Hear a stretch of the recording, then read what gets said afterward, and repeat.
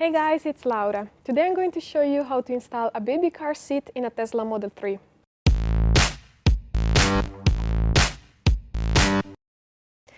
To install a baby car seat properly in a Tesla Model 3, follow the baby car seat and the car's manuals.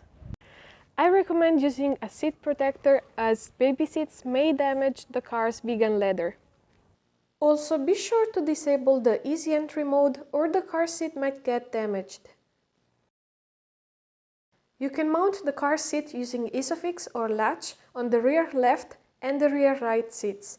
I prefer the rear left one because it is faster to secure your child and then start driving. To secure the base, just latch the ISOFIX in place. You can find the latch system just under the buttons with the ISOFIX sign. Always remember to adjust the baby seat according to the manual's instructions. This part differs according to the different car seats, but usually involves regulating the base tension, the seat angle, the seat back, and the straps tension.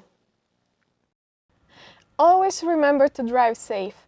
I hope you enjoyed this video and I will see you very soon. Bye!